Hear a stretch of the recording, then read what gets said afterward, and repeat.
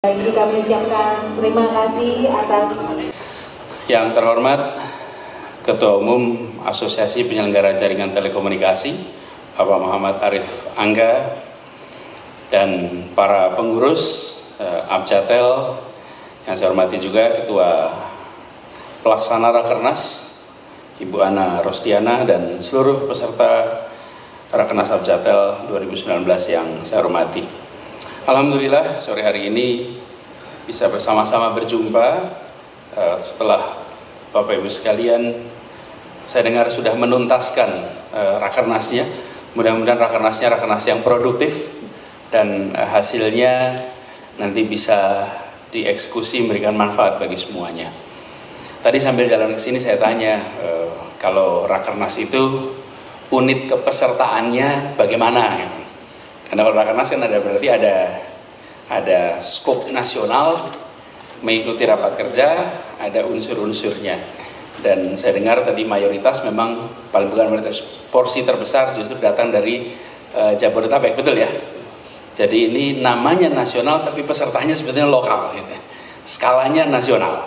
Artinya memang implikasi dari apa yang dikerjakan hari ini punya skop mudah-mudahan besar nasional. Kami di Jakarta juga menempatkan begitu. Banyak hal yang kita kerjakan di Jakarta ini kita sadari punya implikasi nasional. Karena bila di Jakarta dilaksanakan, maka banyak daerah itu mengadopsi. Di kantor Pemprov DKI, salah satu kegiatan paling banyak adalah menerima tamu dari daerah. Karena Pemda, baik itu provinsi, kota, kabupaten, itu bergantian datang ke Jakarta. Artinya bila hari ini nanti kita obrolkan dan hari-hari ke depan kita bisa melakukan kerja bersama, maka mudah-mudahan itu akan jauh lebih mudah untuk menular ke seluruh wilayah di Indonesia kita. Nah, PR-nya tadi sudah disampaikan oleh Pak Arif. Memang benar sekali. Kita menginginkan agar regulasi yang ada di Jakarta ini, regulasi yang menumbuhkan dunia usaha untuk berkembang lebih pesat. Tapi sebelum saya sampai ke sana, saya ingin cek apakah sudah bisa dipakai slide-nya. Ada iPad-nya, nyambung. Oke. Saya ketika tadi mendengar, lalu saya pikir saya ingin tunjukkan saja apa yang sekarang menjadi pendekatan kita dan bagaimana kita bisa mencoba untuk kolaborasi bersama. Meskipun sempat kami sampaikan pada saat pertemuan beberapa waktu yang lalu kita ngobrol, saya sampaikan pada teman-teman di Abjatel yang pada waktu itu kita ketemu, saya sampaikan bahwa kita ingin membangun Jakarta dengan pendekatan yang memang sesuai dengan kondisi sekarang. Itu artinya pemerintah bukan saja dia menjadi administrator, regulator, di mana publik itu sebagai penduduk, sebagai warga, sebagai pelaksana regulasi. Tapi juga kita ingin lebih jauh lagi. Level yang di atasnya itu kita menjadi service provider. Kita memberikan pelayanan pada publik dan publik dipandang sebagai customer. Itu posisi kita sekarang. Kita ingin dorong lebih jauh. Posisi pemerintah bukan hanya administrator dan regulator dan bukan sekedar service provider, tapi kita ingin bertambah. Kita ini menjadi kolaborator. Dan publik itu bukan sekedar penerima jasa pelayanan, tapi publik itu menjadi co-creator. Kenapa co-creator? Karena kita berhadapan dengan abad 21 di mana publik itu sesungguhnya telah berhasil menyelesaikan sebagian dari urusan-urusan yang dulunya hanya dimonopoli oleh negara pemberiannya. Di tahun 70-an masyarakat kita belum banyak yang terdidik, kelas menengah belum terbentuk, dunia usaha belum maju. Maka iPad saya aja, nanti saya pilih filenya. Jadi kita ketemu dengan situasi di mana masyarakat publik dalam posisi yang relatif lemah.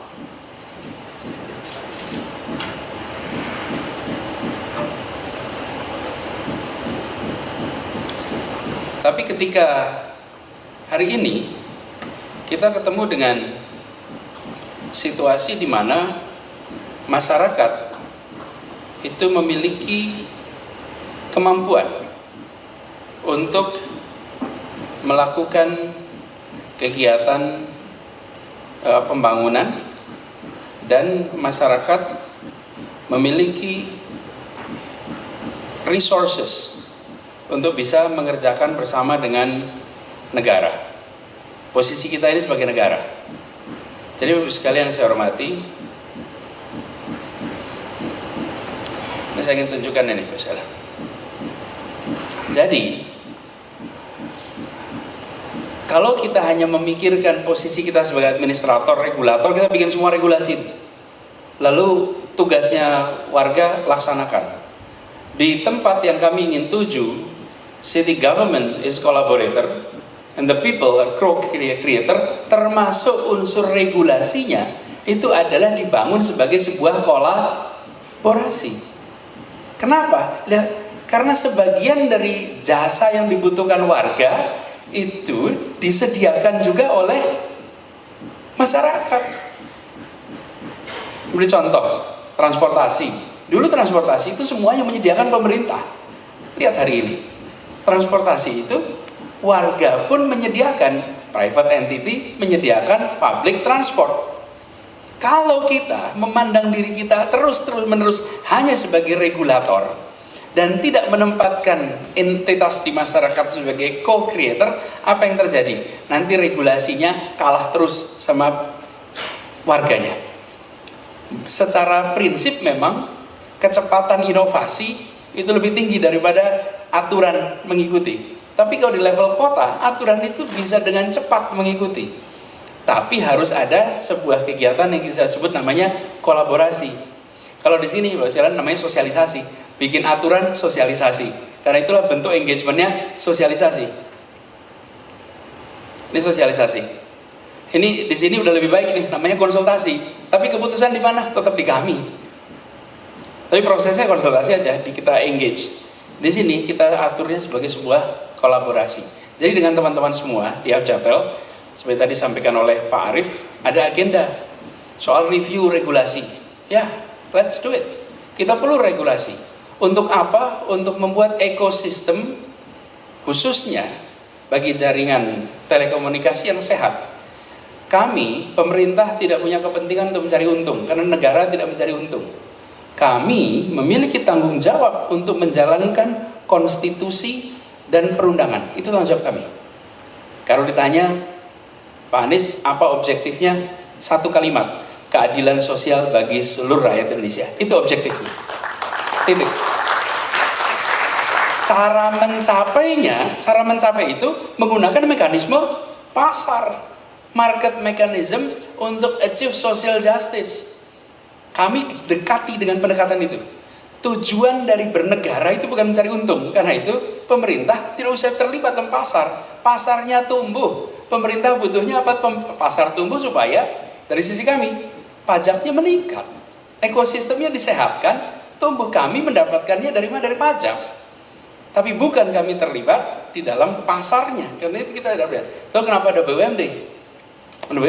Kalau ada unsur pembangunan baru ada BUMD-nya. Kalau tidak ada unsur pembangunan, jangan punya badan usaha milik negara, milik pemerintah. Karena ada unsur pembangunan harus ada, tapi bukan untuk mencari untung. Karena itu proyek-proyek yang membutuhkan effort besar, di mana economic of skill belum tentu menguntungkan bagi private, negara hadir. Karena itulah kemudian ada state-owned enterprise, termasuk BUMD kita. Saya lihat tadi salah satu pendukungnya di sini ada BUMD Jakarta, ada Jakpro dan lain. Ada Jakpro di sini. Ada. Ya, jadi teman-teman sekalian, kita ingin agar pendekatan ini kita lakukan. Sudahkah kita kerjakan? Sudah. Nanti saya akan berikan contohnya. Tapi saya ingin lebih jauh lagi mengomentari apa yang disampaikan. Jadi sekalian, Pak Arief tadi menyebutkan review regulasi. Dan benar, regulasi itu dipermudah. Regulasi itu tidak dibuat untuk menyulitkan, buat untuk sederhana.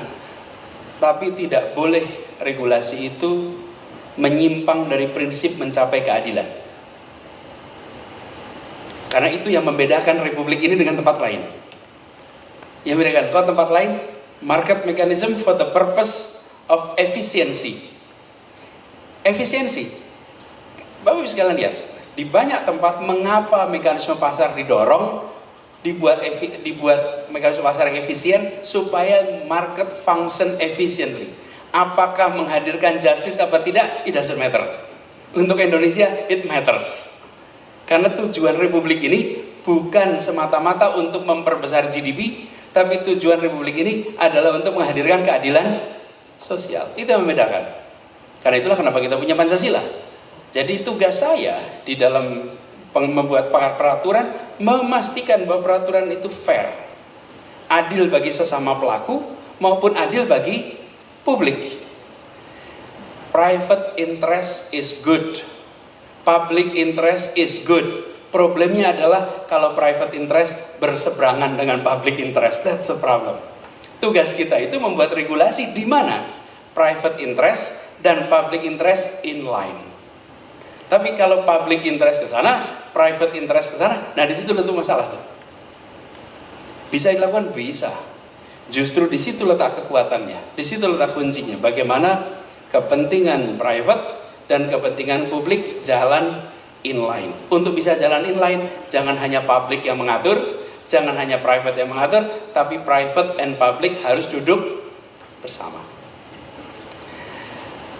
Kalau saya sampaikan di sini kita mau duduk bersama, pertanyaannya, sudahkah kita pernah melakukan? Sudah. Saya beri contoh yang kita lakukan terkait ini. Ini kan Abjatel, kita bicara tentang asosiasi penyelenggara jaringan telekomunikasi.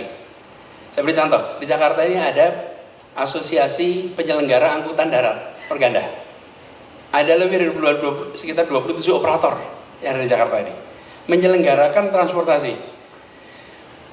Kami ketemu dan saya sampaikan kepada semua bahwa kita ingin buat kolaborasi. Bukan pemerintah memperbesar armada kendaraan angkutan darat, tapi Anda membesar, public interest-nya adalah publik terlayani dengan kendaraan umum. Jadi kami bangun sistemnya. Karena kendaraan umum itu jadi satu, kita juga melakukan operasi, jadi kita rumuskan. Kami lebih seperti regulator, dan operatornya kita kerjakan sebagai kolaborasi. Sistemnya kita bangun namanya Jaklingko. Operator itu silahkan tumbuh. Apa yang terjadi Bapak sekalian? Angkutan-angkutan umum itu diintegrasikan. Kami duduk bersama bentuk tim kecil. Tim kecil ini terdiri dari satu, para pelaku di industri transportasi darat. Tidak mungkin 27 itu, jadi ambil perwakilannya, mereka merumuskan perwakilannya. Yang kedua adalah unsur pemerintah. Yang ketiga, fasilitator, pihak ketiga. Yang keempat, expert. Bukan pihak ketiga dalam artian ini. Expert itu sebenarnya memberikan advice bagaimana sistem ini dibangun di berbagai kota di dunia. Jadi 4 unsur itu jalan bersama. Fasilitatornya bukan kami. Fasilitatornya pihak ketiga yang netral. Kami adalah salah satu pihak. Pihak pemerintah, pihak operator, dan pihak expert. Lalu fasilitator itu bukan. Fasilitator pihak ketiga yang tidak tahu transportasi. Fungsi dia adalah menjadi pengelola diskusi. Terus-menerus itu berjalan kira-kira 3 bulan. Di awal diskusinya cukup dinamik. Tunjukkan seluruh datanya, tunjukkan seluruh praktek-praktek yang selama ini, karena kita menyusun sistem bersama. Di ujung, alhamdulillah, kita ketemu dengan roadmap-nya. Lalu disebutlah namanya Jaklingko, di mana terintegrasikan operator-operator itu. Apa yang terjadi Bapak sekalian? Ini saya beri contoh. Kata kuncinya integrasi. Ini kita sudah lakukan. Yang terintegrasi asalnya 2017 hanya 5, sekarang 50 rute sudah terintegrasi. Jadi satu sistem. Kemudian kalau kita bicara tentang operasi, dari 1.500 sekarang menjadi 3.400 bis yang beroperasi. Ridership dari 338 dalam waktu 2,5 tahun lompat menjadi 700.000 per hari. Kita bangun sistem ini mulai 2004 di Jakarta. Diperlukan waktu 12 tahun untuk sampai angka 338.000. Begitu dikerjakan sebagai sebuah kolaborasi, within 2.5 years, we double the number, menjadi 700.000 per hari yang menggunakan kendaraan umum. Ini kalau armada nambah, itu artinya kita keluarkan anggaran tambah. Kalau rute yang dijangkau lebih banyak, ya karena armadanya nambah. Tapi kalau penumpangnya yang nambah, itu artinya pengakuan dari publik. Kami pindah dari kendaraan pribadi ke kendaraan umum. Apakah ini menggunakan orang-orang yang lama? Iya, kita gunakan semuanya. Angkotnya dilibatkan, yang ukuran menengah dilibatkan, cuma diubah ukurannya. Ini kesepakatan kita. Dihitung, kami bekerja bersama, pemerintah membayar kepada mereka dengan hitungan bukan per penumpang, per kilometer per hari. Jadi angkutan umum itu 90 kilo minimum misalnya, 115 maksimum kilometernya. Dia dalam satu hari harus muter 90 km sampai 115. Ada penumpangnya bagus, nggak ada penumpangnya bagus, kita bayar tetap. Efeknya apa? Tidak ada jalur gemuk, tidak ada jalur kurus, tidak perlu ngetem. Karena memang tidak dihitung berdasarkan penumpang, dihitungnya berdasarkan kilometer. Dan begitu itu terjadi, maka angkutan umum bergerak terus. Kami bayar per kilometer, supirnya per bulan, tidak ada lagi kekhawatiran setoran, ekosistem yang dibereskan. Begitu ekosistemnya dibereskan, industri ini pun berkembang. Mereka upgrade kendaraannya berganti AC. Sekarang Bapak Ibu bisa temukan angkot-angkot yang menggunakan AC. Maka kebanyakan dari kita, memori angkutan umum itu Maya Sari Bakti zaman dulu gitu.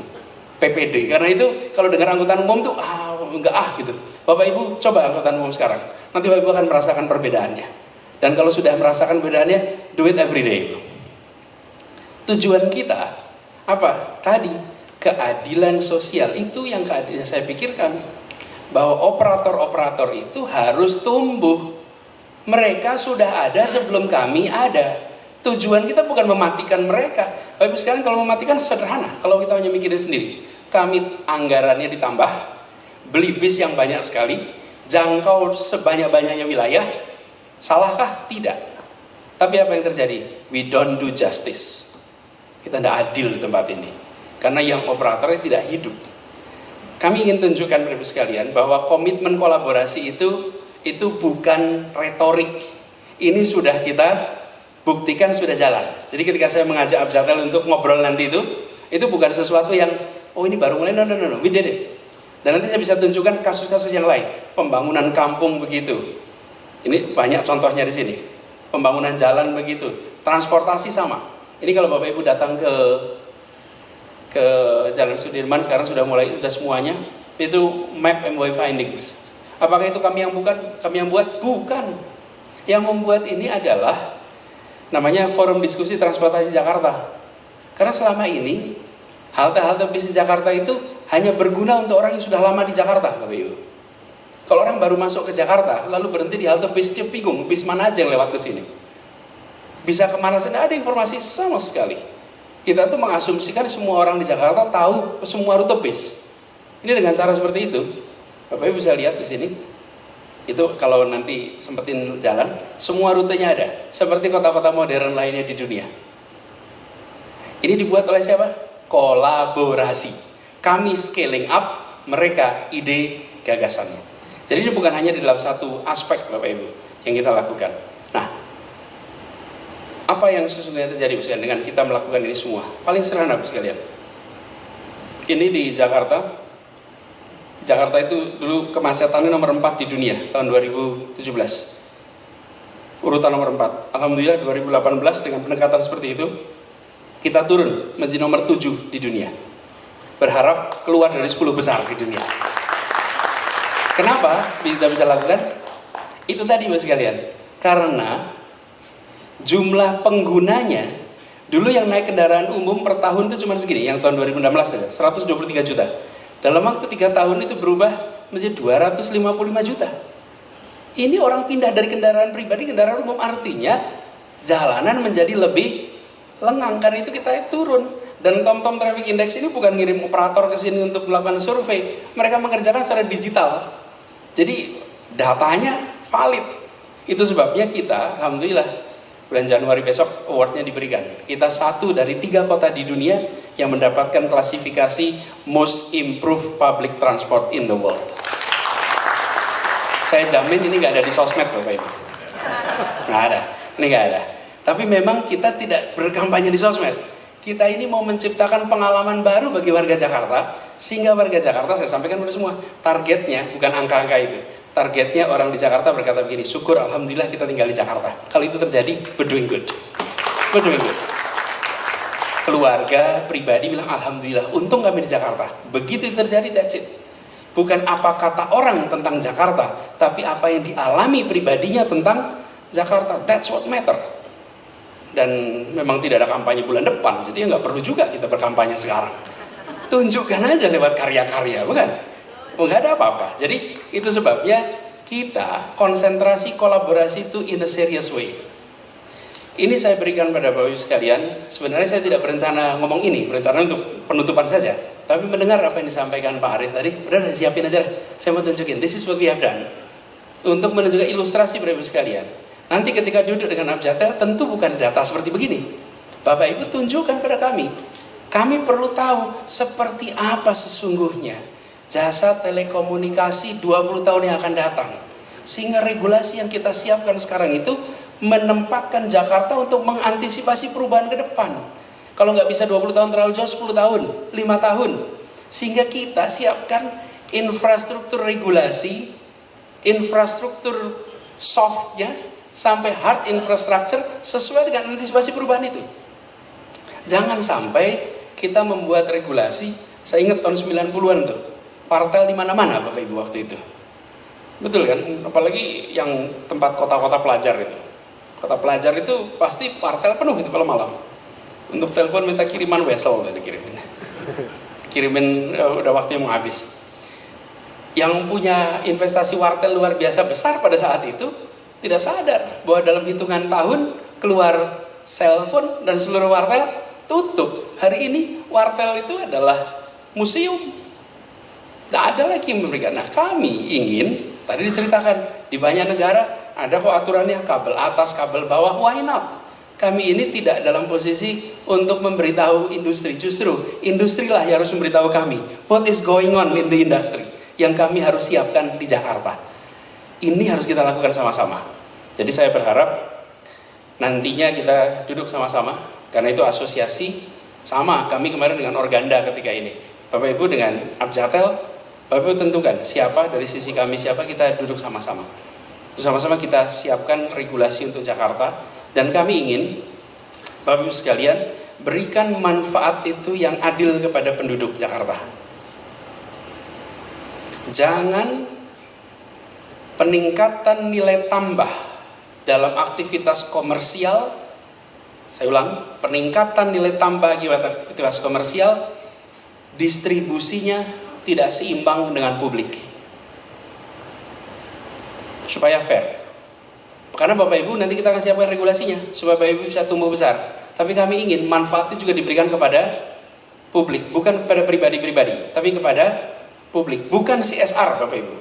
CSR itu that's a different world. Tapi manfaat. Saya beri contoh, misalnya.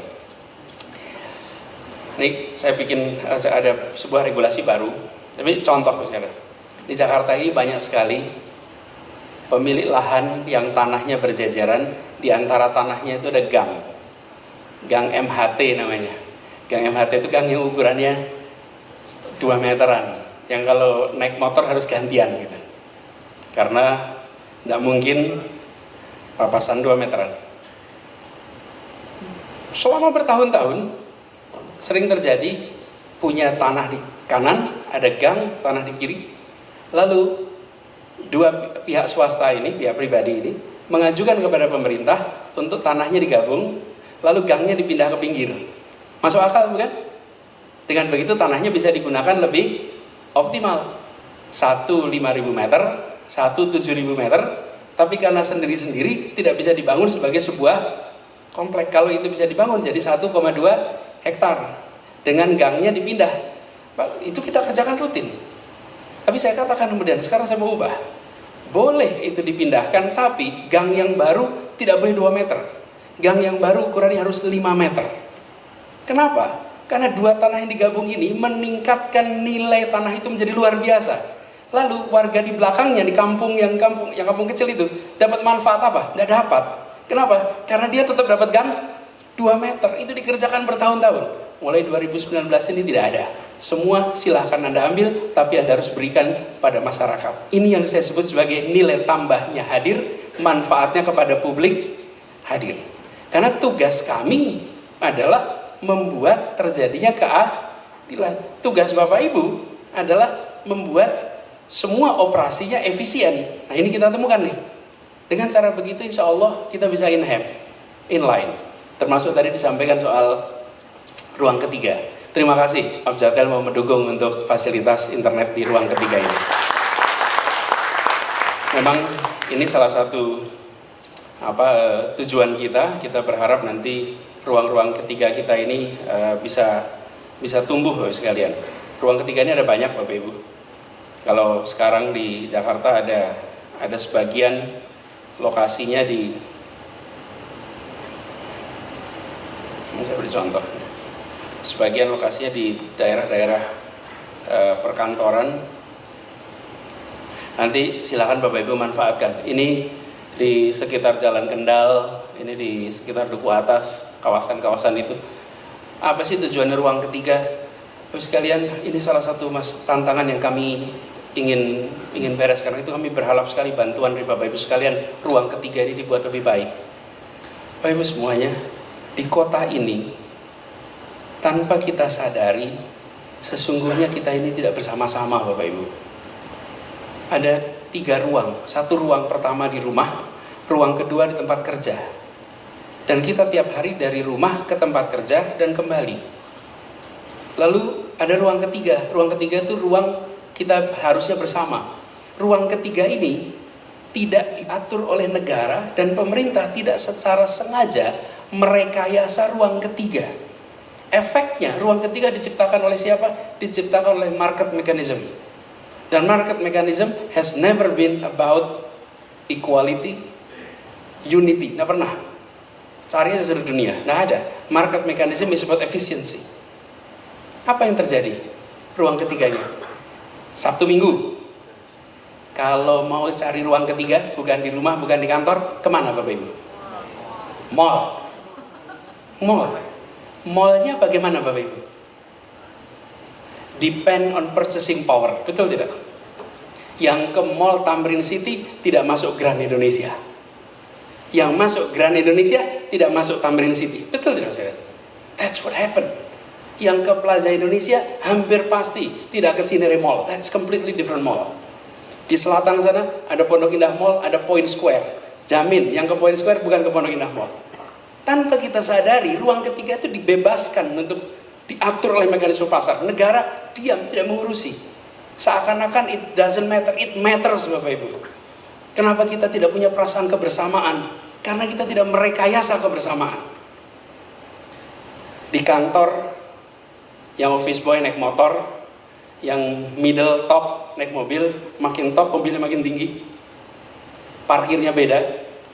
Sore selesai acara, yang satu kafe, yang satu warkop, warung kopi. Beda Bapak sekalian. Ini semua berlangsung di kota ini dan kita menganggap we take it for granted. Lalu kita bicara terus persatuan, it doesn't work. Persatuan itu memerlukan rekayasa, memerlukan usaha. Tidak bisa didiamkan. Karena itulah kenapa kemudian kami dorong yuk bangun ruang ketiga yang menyetarakan. Ruang ketiga yang menyetarakan itu apa? Yang datangnya tidak mengintimidasi. Tanya warga Tanah Abang, yang rumahnya dekat situ, berapa persen yang berkali-kali rutin masuk Grand Indonesia? Saya jamin sedikit Bapak Ibu. Jamin sedikit. Padahal lokasinya dekat sekali. Kita bangun ruang ketiga seperti ini, di mana datang ke sana sosial ekonomi atas, tengah, bawah, ujung paling kiri, ujung paling kanan, kalau datang merasa tempatnya setara. Nah, ruang ketiga menyetarakan ini, hari ini di Jakarta membutuhkan fasilitas teknologi. Karena orang sering ingin datang ke situ. Fasilitas ini termasuk fasilitas internet connection. Kita sedang bangun ruang ketiga ini di banyak tempat, termasuk diantaranya taman-taman Bapak Ibu. Ini taman-taman ini kita sudah bangun sekitar 53 taman di seluruh Jakarta tahun ini. Insya Allah dalam 4 tahun akan terbangun 200 taman baru di Jakarta. Dan ini kami akan membutuhkan bantuan Bapak Ibu sekalian, supaya ruang ketiga itu hidup lintas sosial ekonomi. Apa tujuannya Ibu sekalian? Nanti tujuannya perasaan bersama di Jakarta itu hadir, bukan ada di dalam pidato. Kebersamaan itu hadir bersama. Ini terasa sekali. Bapak Ibu datang ke Monas, yang datang ke Monas kira-kira udah bisa tahu tuh sosial ekonominya. Keragunan kira-kira udah tahu sosial ekonominya. Ke Ancol sosial ekonominya tahu. Itu tersegmentasi tanpa kita sadari. Nah, kami berkomitmen lagi-lagi. Tujuan kita adalah keadilan sosial, termasuk akses pada ruang ketiga, agar yang memberikan pelayanan ruang ketiga melalui mekanisme pasar tidak dikurangi, karena kami tidak berencana mengurangi itu. Gak apa-apa, mal-mal itu jalan, tidak ada masalah. Tapi ada alternatif ruang ketiga yang disiapkan oleh pemerintah, yang itu bisa diakses oleh siapa saja dengan perasaan setara. Termasuk sebentar lagi Monas, tahun depan Monas akan direnovasi. Dan nanti Monas itu menjadi tempat yang lintas sosial ekonomi akan bisa merasakan. Harapannya Jakarta kota untuk semuanya. Jangan terasa Jakarta kota untuk sebagian. Dan semuanya itu artinya perasaan kebersamaan itu hadir. Saya butuh bantuan dari teman-teman sekalian untuk bisa melaksanakan itu. Siap ya teman-teman? Kami berharap itu. Jadi kalau saya ngajak sekalian, kalau boleh saya sampaikan, bukan kami meminta sumbangan Bapak Ibu, bukan kita meminta donasi, tidak. Kami minta Bapak Ibu bayar balik untuk Jakarta, karena Jakarta telah memberikan begitu banyak kepada semua yang datang ke kota ini, termasuk saya. Tapi kita pertanyaannya, sudahkah kita bayar balik untuk kota ini? Kami siapkan platformnya. Bapak Ibu, mari kita bayar balik untuk Jakarta, untuk masyarakat di Jakarta. Saya melakukan, Bapak Ibu melakukan, dan insya Allah ini menjadi kebanggaan bagi kita semua. I have done something for my city. Gitu kira-kira. Nah, nanti kita obrolin, Pak, kepada tim Abjatel, kalau boleh kita konkretkan, Pak, di awal Desember. Mungkin sekitar minggu kedua ketemu, saya siapkan tim, Pak Arief siapkan tim, lalu kerja, kasih time frame waktu untuk nyusun PR-PR-nya. Dan menyusunnya bukan dari saya di sini. Saya katakan ketemunya minggu kedua Desember, tapi jadwalnya Bapak Ibu yang ketemu, karena yang tahu loadnya Bapak Ibu. Saya tidak bisa mengatakan selesai 2 bulan kalau loadnya 6 bulan. Yang tahu loadnya bukan saya, tapi saya bisa katakan minggu kedua ketemu, habis itu susun sama-sama, dan kalau bisa nanti Jakarta jadi contoh biar kota-kota lain di seluruh Indonesia mengikuti. Itu barangkali bisa saya sampaikan. Kurang lebih mohon maaf, dengan mengucap Alhamdulillahirabbil alamin, Rakernas Abjatel tahun 2019 secara resmi dinyatakan selesai. Terima kasih.